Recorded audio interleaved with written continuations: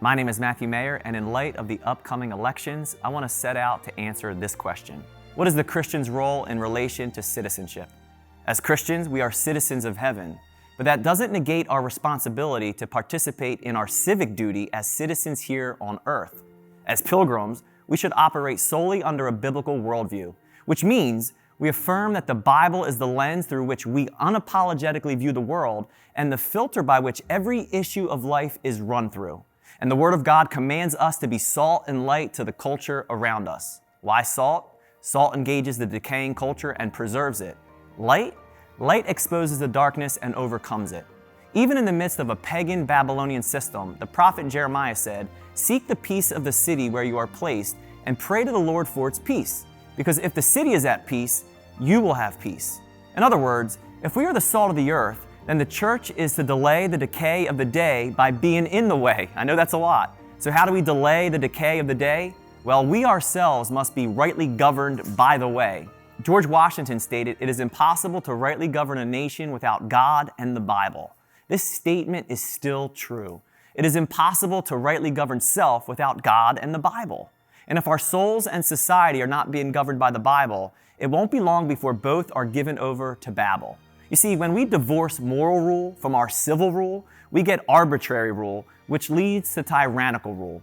Patrick Henry once said, "It is when a people forget God that tyrants forge their chains." See, tyrants always rise through the vein of lies, as 2020 forward has aptly revealed. And when the church and Christian begin to understand their role in the governmental context where God has placed them, then they will begin to engage the community by praying faithfully, voting biblically, and standing righteously. You see, it is without a question our responsibility to contribute to our land's constitutional republic by voting.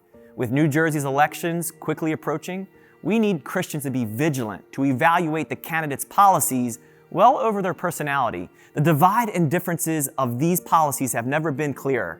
It's life versus death, liberty versus tyranny, morality versus immorality, peace versus chaos. It's the Bible or Babel. We are literally at a precipice between freedom and socialism, God and godlessness. And that is why we need spiritual eyes to see what was previously lurking beneath the surface, which is now aggressively attacking all layers of society. And guess what? It's aimed at the next generation. Dear Christian, we need to vote biblical because our conscience is held captive to what is scriptural. The time is now. And if we don't wake up to it, then we won't wake up from it.